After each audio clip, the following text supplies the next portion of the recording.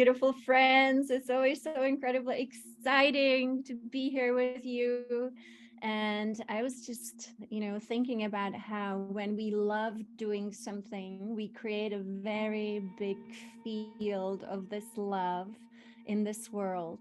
And so when we really, really love doing, for example, the meditations with Orin, they become so much more powerful because the field of love connects us all. And so it's amazing. It gives us this freedom, and really love is so transformative. To me, today I was sitting with Divine Mother, as I like to do, and just listening to her speak about love. And love really dissolves, really, she melts all imperfections. And so we always, when we feel a lot of love, when we are in a state of this big love, really, maybe for a reason, maybe for no reason, ideally for no reason, when we become that love, we expand. Now, this is so interesting. Actually, I did this as my thesis for my master's because I was so curious about how this awakening of the life force within, that people call Kundalini, how it all works, and how does it affect the body? How does it affect our consciousness?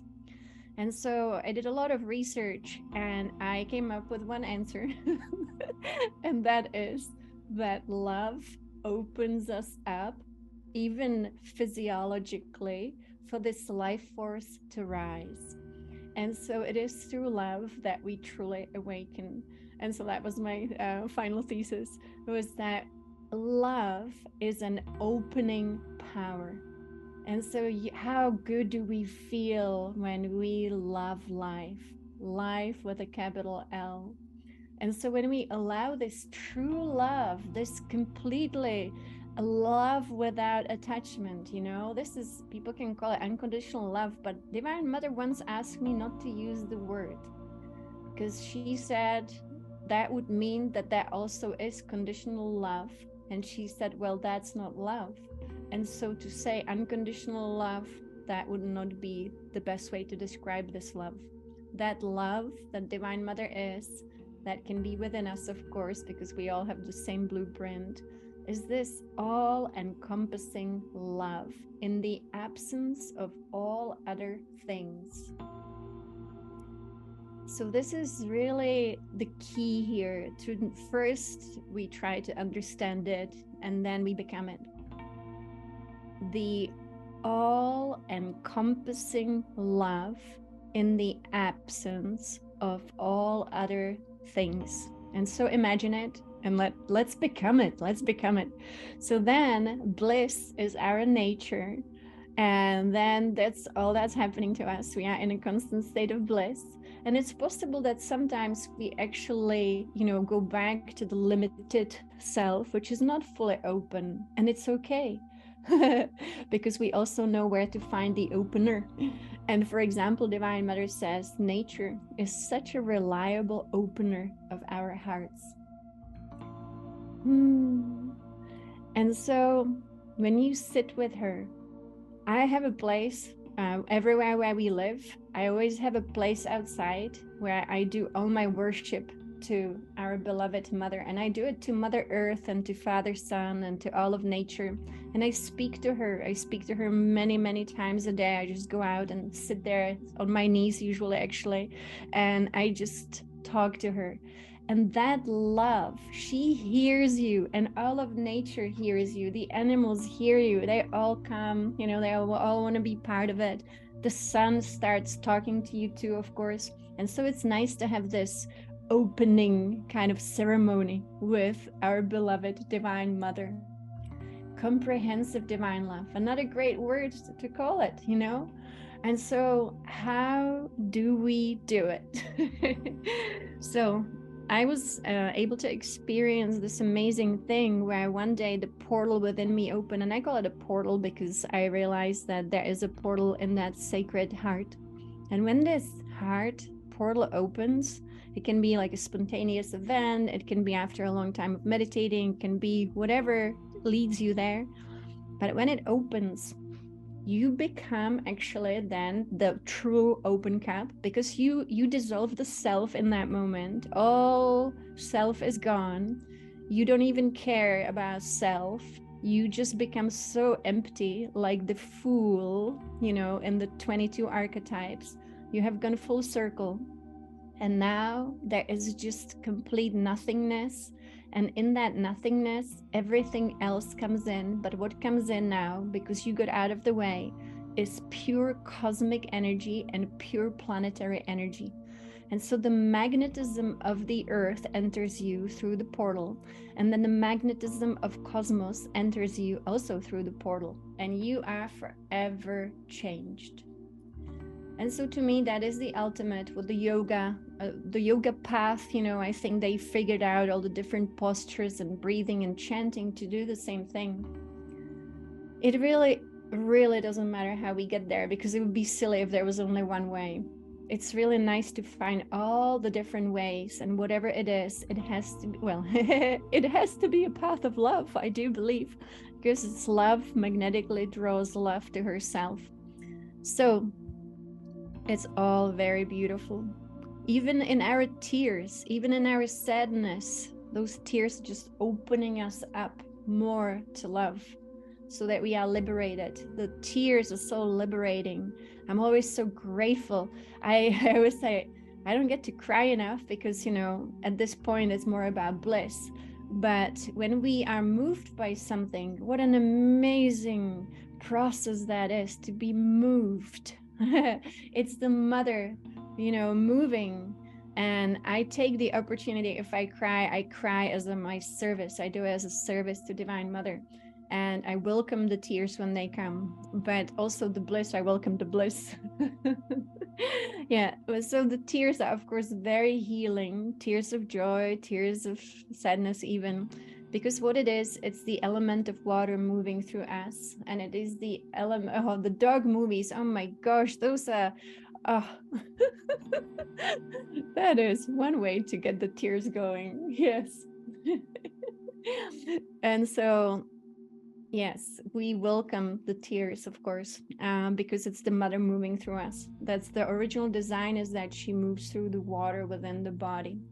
But she just is liberating the channels so that we can embody all love.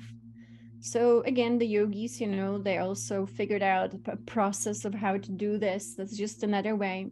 But again, Divine Mother will always guide you. I always find she likes spontaneous stuff. She doesn't like plans, definitely. And I noticed these days, I don't know if you guys noticed that, she also doesn't like so much having full schedule. She doesn't like having appointments. She just likes to flow and see where the flow takes you. And so the flow is important. It is also important because in this world, many of us ended up in jobs where we have meetings where I really don't believe people enjoy that kind of world, but maybe some do, where it's just constant, busyness. And yet the mother, she's more about the presence of the infinite moment. And it was one day when she was telling me about what the present moment is. And she said, present moment is highly misunderstood in this world because people think it's the now. And she said, well, it's not the now. It is the eternity. It is the eternal moment. That is the present moment for her. It's eternity. And so I really like that. And it really changed the way that I view things because, the big picture is such a nice picture. In the big picture, all is well, as you know. And that's pretty amazing. And so Divine Mother says, love life with all your heart. Love life with all your heart.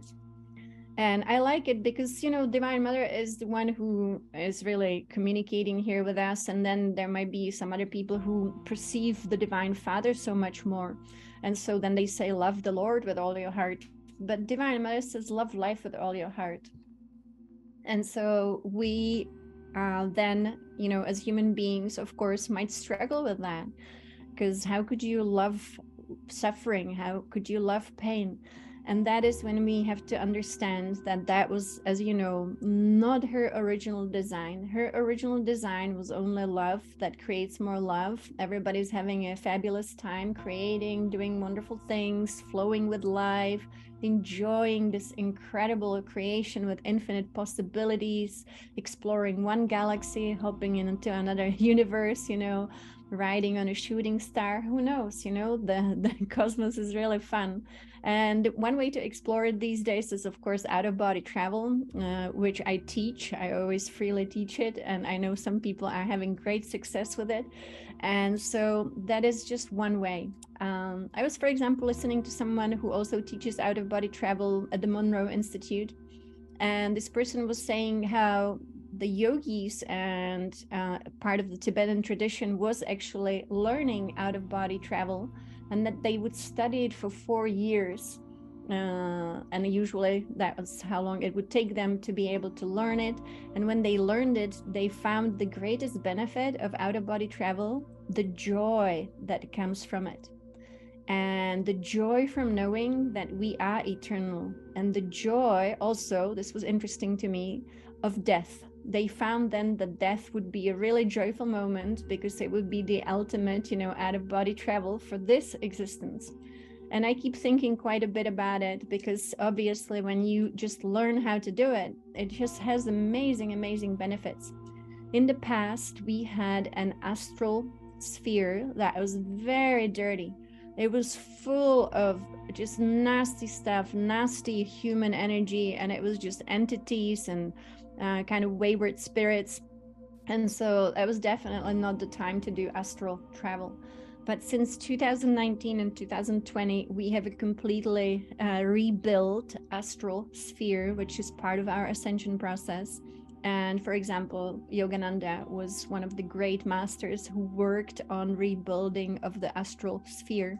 And so since then, it really is a whole new adventure, and it's very different. For example, you have to have very obviously strong ability to surrender, because it is a very big moment of surrender, being able to exit the body. And I love that you guys are having these beautiful experiences. So I always find that when the electromagnetic field, and especially magnetism, changes on planet Earth through the solar events, it also pulls us out of body much, much easier. So some nights it seems to me impossible, but some nights it's like, bam, I'm out, And so then the surrender moment, it's a good practice to have. How much can we surrender to the process of actually exiting the body and trusting, of course, because that's another big one. It's just such a deep, deep, deep moment of relaxation. It's actually the deepest relaxation that I know, except for sleep, is to be able to exit the body. And then it's fun. To me, this is like so fun. It's actually the most fun thing that I do is travel out of body. And you'll find that it's very fun. And it's also extremely pleasurable. And I think Sadhguru, he spoke about it when we have this he calls it the prana body. So when the prana body is moving around, it's just so incredibly, truly, it's just pleasure, and good pleasure, spiritual pleasure, but it's like a sensation. And so then if it ever happens to you, and I will teach it, actually, I want to teach it like really, really in depth, but I'll have to get to it. Is to have actually a very strong intention. And the intention is, of course, important just as it is in this world. Intentions are so, so important. It is like you stating with your beautiful heart and with your beautiful mind, you stating to cosmos, to universe, to divine mother, to creation, you stating your purpose in that moment. And that is really, really valuable. So, when you come out of body, for example, it is your mind, your divine mind, your superconscious mind that then takes you places. You operate then actually at that very highly conscious level. You go beyond this human self, and then it's just your superconsciousness that guides you. And so I always have, intentions of service, intentions of, meeting divine mother again, out of body. And also meeting source. And also sometimes you can just visit with, for example, I visited with my grandparents that passed. So I wanted to see what they're up to. But usually it's more about service. How can we assist this ascension process? How can we get the bigger picture, from the superconscious level? And so definitely I will teach it. I'm just kind of putting all, energy into different places, and definitely we'll get to it. And so that from that perspective, when we realize how wonderful everything is beyond, of course, the human suffering and stuff here, when we are able to go into this higher perspective, then when we come back, it is very similar to me, the effect of it, as for people who had near-death experience. You simply come with a very expanded perspective on life, because how could you not? And from this very big expanded perspective, you no longer kind of get caught up in the small things. And that's really good, because we need people like this in this world. And so then the typical human stuff becomes kind of meaningless, and also it cannot touch you anymore. And that's also really good, because you are becoming untouchable by what is happening on planet Earth. And yet you also become, which I always call the dichotomy, untouchable and yet extremely engaged in service out of compassion for everyone. Because then you are so super conscious that you then fully understand unconsciousness, and you can no longer look at it and say, what a horrible person. You just says, poor person, they are so unconscious, they are creating so much pain for everyone and themselves. And then unconsciousness, it's called unconsciousness for a reason. When someone is in unconsciousness, they don't know any other way.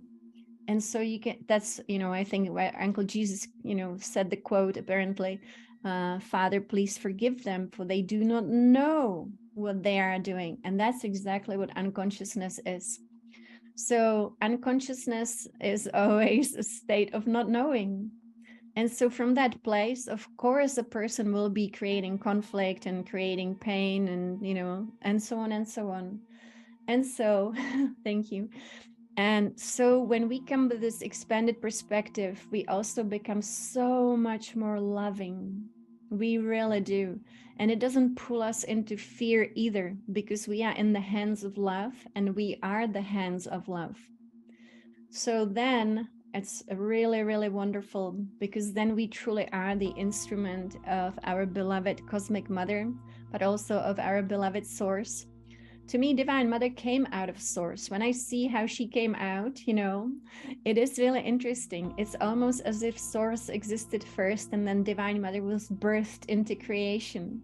And she is also, to me, the mother of kind of the time and space, the Maya.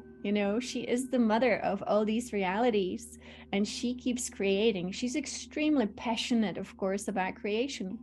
And the funny story, same story, but one day she just told me how she's always so proud of us when we too create, no matter how small it is what we create, as long as we are creating. And she said, if beings stop being creative, then creation would stop too, because she has to work through us. And we are, of course, not the only ones. There are so many everywhere. The cosmos is full of her creation. And so she counts on beings to love life, to enjoy the adventure. And, like sometimes I tell people, you are infinite, and you're gonna have so many embodiments again and again and again and again in so many different places, maybe back on Earth, maybe some different planet, maybe different galaxy. It will never end. And sometimes people say, oh no, I don't want this, I'm tired of it. But the thing is that we only got tired of our individual small lives if they became a burden. And it's time to let go of all burdens, because Divine Mother is back, and she's inviting all of us to step up and to be free in creation. And that doesn't mean the end of reincarnations. We will be embodied again and again. Reincarnation, didn't work properly here on planet Earth. Because what happened is that beings stopped evolving. And normally we are designed to always go through evolutions. We are supposed to always be a bigger, brighter star in creation and to enjoy what we do, enjoy who we are, enjoy this amazing adventure, and to be, like a little kid just running around on the playground and say, whoa, this is really fun. But on planet Earth, what happened is that beings stopped evolving. So they had to come back again and again and again and again, repeating the same old, same old. And every time the being would come, they would make a more mess. And everybody has to clean up after themselves. And so we just been coming back to clean up the mess. Thank you. And so, we all have done it. But now this is the last lifetime where we actually incarnated to clean up the mess. So I really want to do an experiment, not today, but soon, where we will devote some time to just cleaning up humanity's mess, personal mess, collective mess, and that we will maybe take one of the lunar cycles to just be cleaning up, not only for the personal stuff but also in service, and to every day check in with Divine Mother to see how successful we have been to clean up the mess. Because to me the power is within us, and the power is so multiplied by you and me being together as all divine selves. She takes us on a journey. I always look at what Ramona Lapin posts. I don't really read her posts. I don't enjoy reading at all. Like, I don't like looking at letters, not at all. I like listening to people though. And so she just posted a little picture, and it was exactly all the things we've been doing with our divine self. And so I think, it's a very collective journey that we are on here. And so we will be ready and absolutely incredibly capable of cleaning up. It's like what Patricia teaches, blaze the violet flame through our brothers and sisters who are deeply asleep. There was a time when we were deeply asleep too, and someone cleaned up our mess. We used to have those avatars who came to planet Earth and they would clean up the mess. But now there is a big, big collective of you who came to planet Earth this time. And so we are helping everyone to wake up. Because, do you remember a time when maybe you had unconsciousness in you that was like, you didn't know? I remember that time. I remember feeling unconscious in this world. And then I was so grateful, for example, to find Oren to wake me up. So I'm so grateful to those who are awake and they waked us up, and now it is our time to assist our brothers and sisters also to wake them up. I love this. Definitely. I really think so. I'm feeling it. So we will have that event with Patricia on February 5th, which will be the full moon. It's going to be amazing. And it's going to be, like we have so many celestial events happening as well. And so we will be empowered so beautifully on February 5th to do some magic. And so one thing that was so interesting to me, when I met, I say Uncle Jesus, and when he held me in his light body for 24 hours, and the first thing he asked me to do was to go outside immediately and to lay down on the ground, and I call it belly to belly with our beloved Mother Earth. So I was in Berlin. I quickly was looking for some park, where I can just, lay on the ground and touch beloved Mother Earth with, her belly with mine. And so this was so interesting, how it was so important to connect with the earth, with the Holy Spirit within the earth, really with the Mother within the earth. And this was an experience of extreme love. As you can imagine, heart to heart, but actually it was belly to belly. It was so interesting. And I think it's because, for example, when you're in a female body, you have that amazing portal within yourself, which is the womb, which is really the holy womb within. And so it's definitely so much life force running through that portal. And that state of love that Jesus helped me feel was simply the biggest state of love I have ever felt. And again, I say it as a mother, I say it as a wife, I say it as someone who so much loved her grandparents, and as so much who, you know, I now have a grandchild. So I know human love, like we know human love, but there is more to it. And that more is the most unbelievable, ecstatic, blissful love. And that is the true nature of who we are. And so, and so, you know, we have so many heart openers in this world. And these heart openers is you and me. It's the wonderful human beings who smile at others, who have kind words to share, who are peace, the force of peace in this world. And so never underestimate the power you have in this world. Even if you just smile at someone, you just really might even save their life that day. Who knows? You never know. And so being the force of love in this world is really our task. It's really amazing. And I think the original nature of a human being is to be that incredible love and to be so loving, so caring, so wonderful. And again, I just remember how it was in Mu. And so that was our original nature of human beings here, to be so wonderful. And so the sweetness is awakening in us, and the sweetness is Divine Mother. And she really sees love as a very unifying force. And so it is a unifying force. And she also calls love the force of freedom and the force of opening. Beautiful. And so when we love something, when we love simply for no reason, when we love someone, it really, as always, it doesn't matter. But ideally, be love. That's it. Just be love. And just reminding ourselves, I am all love. I am all love. That's it.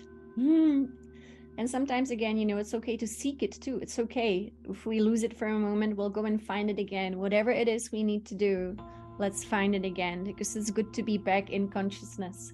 When we are in love, we are in consciousness. When we are out of love, we are, of course, also out of consciousness. And so it's a very simple formula. And so today, once again, we will be working with Oren, and this is to claim our power. It is once again from that beautiful album that we're working with, and it is becoming our divine self. And we will be claiming the power that is the only true power within us. And this is the power of the divine within us. It is within all of us. And so it's just about attuning our being to it and allowing ourselves to become it. And that's it. So I think, do you guys remember which track it is? I have to find it. I think it's number 9, but. So you are the power, number 7. And so here it is.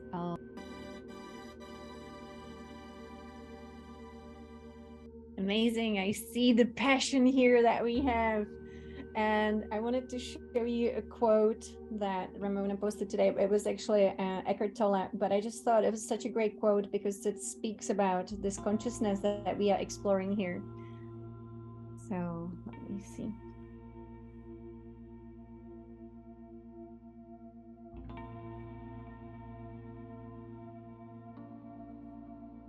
Anyway, I don't think it's sending it to my computer, but I'll try one more time. Then I'll just read it. So this is Eckhart Tolle. I am not my thoughts. I am not my emotions. I am not sense of perceptions and experiences. I am not the content of my life. I am life with a capital L. I like that. I am the space in which all things happen. I am consciousness. I am the now. I am. And so this to me is exactly what we are experiencing here. It's just so beautiful. And so it is. We will continue our journey tomorrow. And let me tell you what awaits us tomorrow. Oh, yes. I'm so excited about this. I've done it about 10 times. Deleting the past, because we are getting a blank slate. And that blank slate is what we call the new earth, but it can already start here with a new life. And so it's wonderful. Liberation. Liberation. I always remember Divine Mother has opened up the cage, as she likes to say. We are her little birds. We got used to the cage, but as you know, it's time to fly out. And so let it be so. Very beautiful. Thank you so much. I look forward to seeing you tomorrow, same time, same place.